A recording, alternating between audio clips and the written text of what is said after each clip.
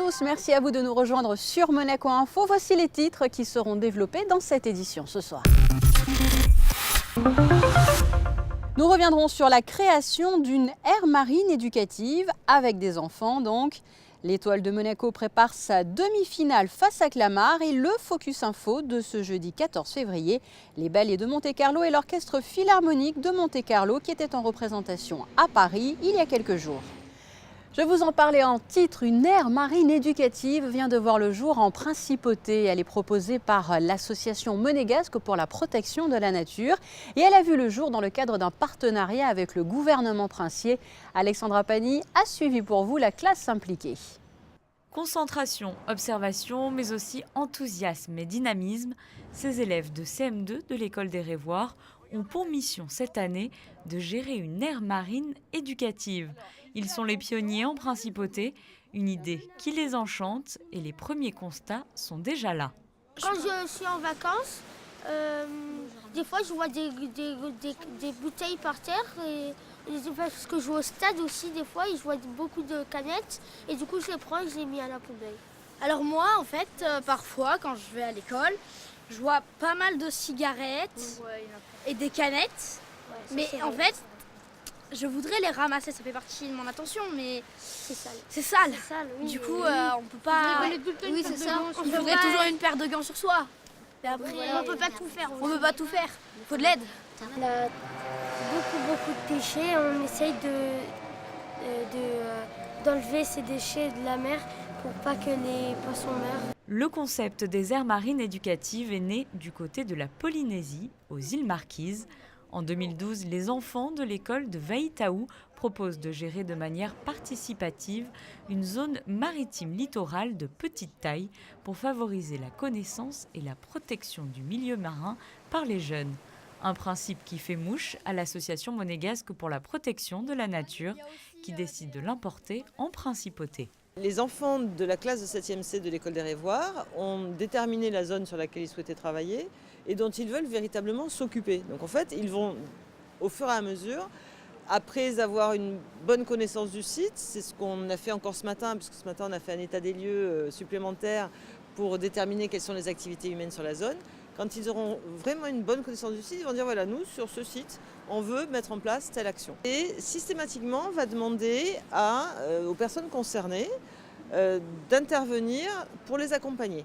Si par exemple, à un moment donné, ils veulent connaître quels sont les suivis scientifiques qui sont faits sur la zone, en mer, ils peuvent s'orienter soit vers la MPN, soit aussi vers la direction de l'environnement. S'ils constatent, on l'a vu ce matin, que certains bateaux peuvent venir trop près de la zone, trop près du bord de mer, trop vite, ils vont s'adresser à la direction des affaires maritimes. Un projet fédérateur qui permettra une meilleure sensibilisation du grand public. Les enfants présenteront de manière officielle ce projet le 27 mars prochain, devant notamment le Prince souverain à l'occasion de la Semaine des océans. Mais avant de développer ces titres, cette information qui nous est parvenue. C'est une nouvelle inattendue. Le quotidien L'Équipe a annoncé jeudi après-midi le départ de Vadim Vassiliev, le vice-président de la SMFC. Information confirmée par l'AS Monaco dans la foulée à travers un communiqué. Le président Dimitri Riboloviev évoque une décision, je cite, très dure pour lui, libérer Vadim Vassiliev de ses fonctions de vice-président et de directeur général du club. Il rappelle l'excellent travail mené au cours de ces 6 dernières années avec un titre de champion de France de Ligue 1. Un nouveau candidat sera présenté au conseil d'administration le 22 février prochain. De son côté, Vadim Vassiliev a tenu à remercier le président Riboloviev pour cette expérience exceptionnelle, ainsi que le prince Albert II pour son soutien. Il adresse enfin ses encouragements à l'entraîneur Leonardo Jardim et à ses joueurs. Et sachez que nous suivrons de très près pour vous la création de cette aire marine éducative. Un Focus Info lui sera d'ailleurs entièrement consacré. Ouvrons à présent une très large page sportive avec le week-end à venir qui sera marqué par le Monaco Run. Et à ce sujet, Frédéric Elion a d'ailleurs suivi de très près avec Thomas Deus la spécialiste du marathon Paula Radcliffe qui était en repérage mercredi à la mi-journée sur le parcours. Ce qu'on va faire, on va faire un petit footing sur le parcours qui va être utilisé pour le 5 km ce week-end, le 17, lorsqu'il y aura des tentatives sur les records du monde, surtout chez les femmes, avec Sifan Hassan contre Laura Waitman. Et il y a Julien Vandas qui vient de faire un record d'Europe sur le semi-marathon. Donc lui aussi, il courra sur 5 km. En plus, il y aura beaucoup de gens qui vont faire le 5 km et le 10. Donc ça va être un beau week-end pour la course à pied ici à Monaco. Pour les enfants aussi, les 1000 mètres le samedi. Il est beau, il est plat, assez plat. Il faut juste monter un peu vers le Yacht Club et puis après on va aller jusqu'au Sporting, demi-tour, et on revient sur le port. Donc c'est sûr que la deuxième moitié est un peu plus rapide que la première parce qu'il y aura la descente au lieu de la montée. Mais sinon, je pense qu'il y aura beaucoup du monde qui vont soutenir les coureurs et qu'on va voir un peu de Monaco. On espère qu'il va faire beau et on va se régaler un peu là-dedans. Pour qui concerne également le week-end à venir, mais en gymnastique cette fois-ci, puisque l'Étoile de Monaco accueille Clamart. Frédéric Elion vous en dit plus dans ce sujet. Ils sont déjà en train de réaliser une saison exceptionnelle, quelque chose de grand. Promus en top 12, les gymnastes de l'Étoile de Monaco ont fini premier d'une poule relevée devant Noisy-le-Grand et Sotteville. Un résultat qui a ouvert les portes des demi-finales aux gymnastes de Thierry Ames. Pendant que Julien Gobot participe à un stage national à Lyon, les gyms de l'Étoile se sont entraînés à Monaco lundi et mardi avec Sébastien Guizol, puis à Antibes au Pôle France mercredi avec Thierry. Pas de révolution dans les mouvements, une répétition des gammes et des éléments avant de recevoir Clamart samedi. Clamart, c'est vice-champion de France il y a 2 ans, 3e l'année dernière. Et c'est une grosse équipe avec notamment des gyms expérimentés et des très bons Français qui sont dans le collectif. Donc ouais, ça va être compliqué parce qu'ils ont des grosses notes de départ et ils sont plutôt solides. Voilà, après c'est à nous de faire notre travail pour essayer de les faire céder. Pour cette demi-finale aller, les gymnastes matcheront sur 3 agrès, barres parallèles, anneaux et sol. Le format ne change pas, des duels en 1 contre 1 avec 4 gyms par agrès. Pour cette confrontation face à Clamart, l'Étoile ne pourra pas compter sur un élément important, le Turc Ferhat Arikan, qui participe à une manche de Coupe du Monde à Melbourne. Thierry Ames alignera donc une équipe composée à 100% de gym du club, avec humilité et ambition. On va en profiter pour faire matcher les plus jeunes, donc c'est bien. Et c'est le jeu aussi, donc on est content et on est confiant sur cette compétition. On l'aborde sans pression parce que l'objectif des demi-finales est atteint. C'est déjà quelque chose d'extraordinaire pour nous. Donc sans pression, mais quand même avec un petit objectif derrière la tête de faire le maximum et pourquoi pas accrocher une grande finale, ce serait un grand exploit. Éloigné des praticables depuis fin octobre suite à une rupture du tendon du biceps et une déchirure au niveau de l'épaule, Kevin Crovetto fera ses grands débuts en top 12. J'ai hâte de faire mes débuts en top 12, rejoindre mes camarades, essayer de leur filer un coup de main. Après, je reviens de blessure, je ne suis pas encore à 100%, mais je me suis préparé pour faire un mouvement au sol.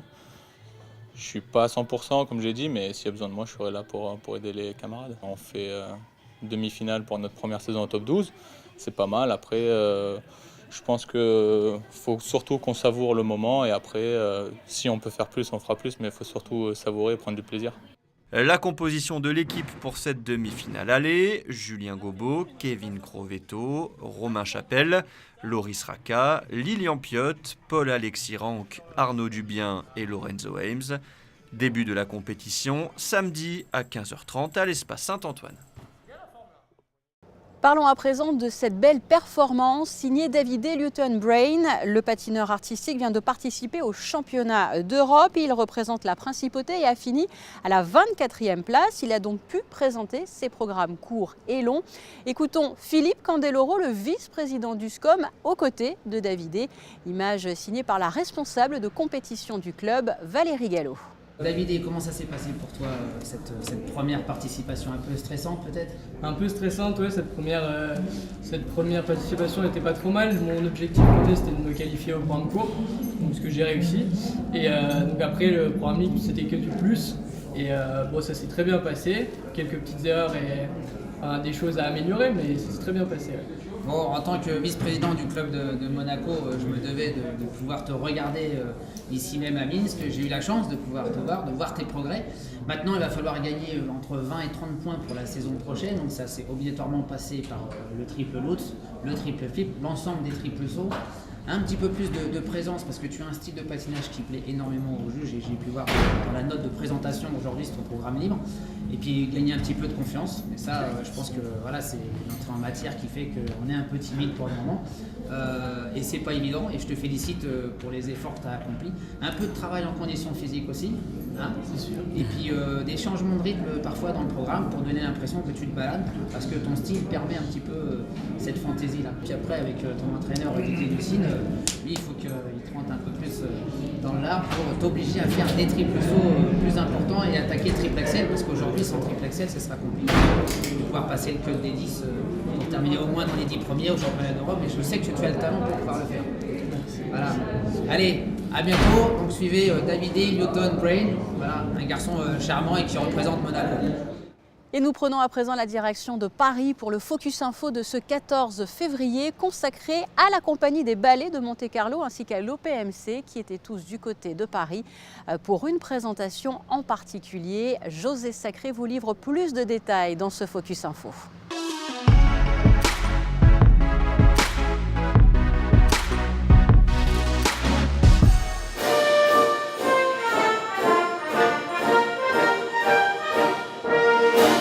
Après les représentations de Roméo et Juliette de Jean-Christophe Maillot par les ballets de Monte-Carlo à Venise en décembre 2018, nous sommes allés nous recueillir dans le cimetière de Venise, sur l'île San Michele et sur les tombes de Serge Diaghilev, l'impresario et directeur artistique russe visionnaire qui en 1909 a fondé le célèbre troupe des ballets russes et lui a permis de mettre en scène de nombreux chefs-d'œuvre et de révéler au public des chorégraphes et de nombreux artistes musiciens comme Igor Stravinsky notamment. C'est Diaghilev qui a proposé à Stravinsky d'écrire la musique pour son ballet Le Sacre du Printemps, une musique qui a fait scandale lors de la première à Paris au Théâtre des Champs-Élysées en 1913.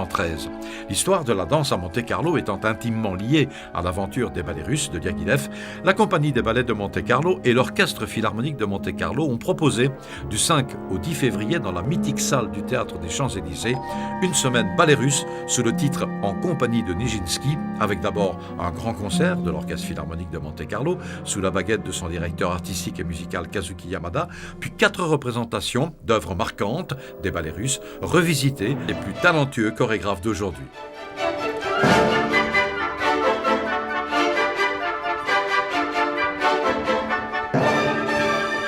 I was so extremely happy.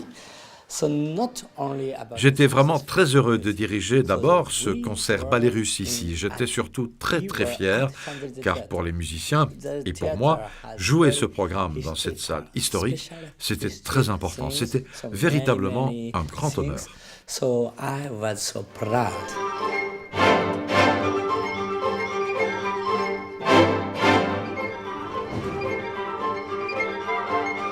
Quoi de plus extraordinaire que de pouvoir présenter l'orchestre en soi et puis par la suite que l'orchestre nous accompagne dans la fosse, là où on les voit moins, mais où pourtant ils sont tellement importants puisque la musique vivante n'a pas son pareil. Et Kazuki Yamada qui,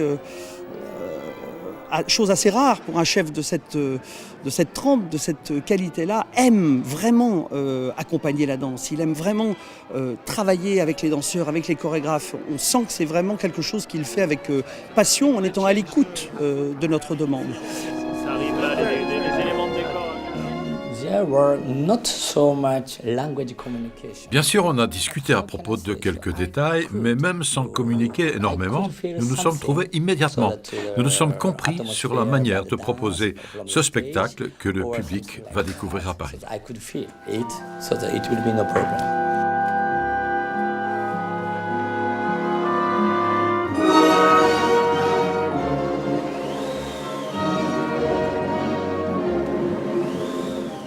Au programme de En compagnie de Nijinsky, 4 ballets, Daphnis et Chloé, chorégraphie de Jean-Christophe Maillot, musique de Maurice Ravel, Aimer j'en rêve, l'après-midi d'un faune, musique de Claude Debussy, revisitée par Jeroen Verbruggen en première française, Le spectre de la rose, musique de Karl Maria von Weber, chorégraphie de Mario Bucke, Et en première française, Petrouchka, chorégraphie de Johann Inger, d'après Michel Fokine et Alexandre Benoît, musique bien sûr de Stravinsky.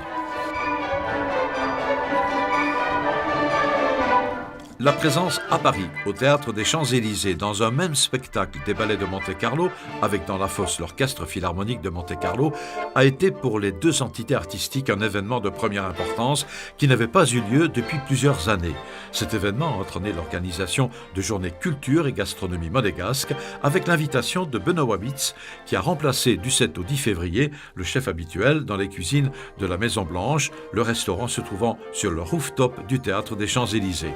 Avec la participation de Jessica Sbaraglia, de Terre de Monaco, qui gère le potager en cours de Benoît Wabitz, et de Philippe Culazo, qui a réalisé des apéritifs à la monégasque.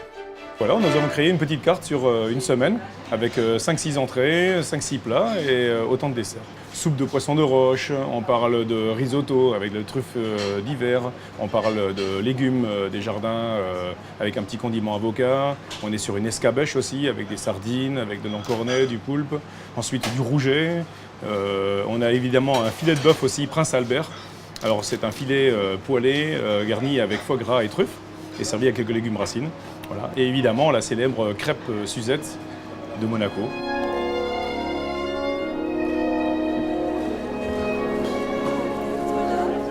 L'intérêt de la direction du tourisme là-dedans, c'est de faire connaître Monaco et de récompenser nos principaux clients. C'est-à-dire que tout au long de la semaine, on a pu inviter des journalistes étrangers ou français qui sont venus à la découverte du chef, qui sont venus à la découverte des ballets et de l'orchestre. Par exemple, aujourd'hui à midi, nous avions un déjeuner avec des gros organisateurs de congrès en principauté ici à la Maison Blanche. Et ce soir, comme vous le voyez autour de nous, nous récompensons nos clients et qui surtout ont l'opportunité de rencontrer maintenant, après le spectacle, les danseurs et les musiciens de l'orchestre.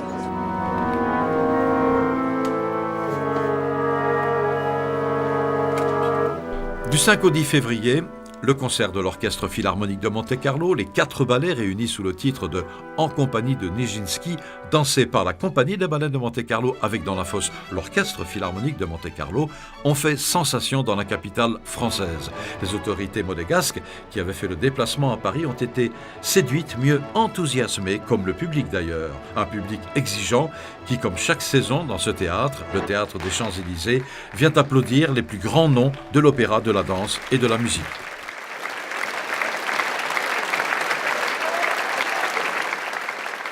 Le public, je crois, de ce soir était un public de connaisseurs, attentifs et qui a répondu, qui était un public chaleureux pour la prestation qui était vraiment, je crois, de très très haut niveau.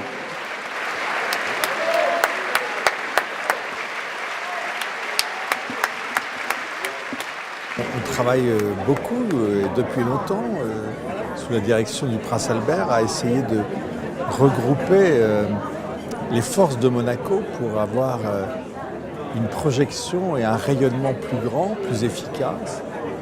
Voilà, ça se fait ici ce soir et c'est pour cela qu'avec un certain nombre de membres du gouvernement, nous avons voulu être ici. Et puis ça se fait dans cet endroit magnifique, art déco, le Théâtre des Champs-Élysées, avec des spectateurs conquis, ravis. La salle était archi pleine, les applaudissements n'en finissaient pas. On a apporté ici ce soir ce que Monaco fait de mieux. Et la France accueille Monaco avec émerveillement et une très grande gratitude devant la qualité du spectacle offert. Donc voilà, je m'associe à cette gratitude.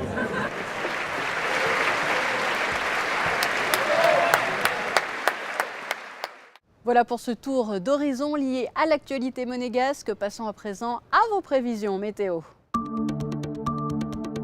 Vendredi, le soleil sera toujours au rendez-vous en principauté. Les températures varieront entre 9 degrés dans la matinée et 15 degrés dans l'après-midi. Le temps devrait rester stable. Samedi matin, le soleil percera sous une température de 9 degrés. À 11h, le thermomètre ira jusqu'à 14 degrés, mais dans l'après-midi, quelques passages nuageux sont prévus. La journée de dimanche sera principalement ensoleillée, même si quelques nuages voileront le ciel dans l'après-midi. Enfin, le début de semaine sera couvert, mais de possibles éclaircies sont à noter. Il soufflera une légère brise et les températures, elles, se situeront entre 7 et 12 degrés. Cette édition est terminée. Merci à vous de l'avoir suivi. Je vous laisse à présent avec la suite de votre programme sur Monaco Info. À très bientôt.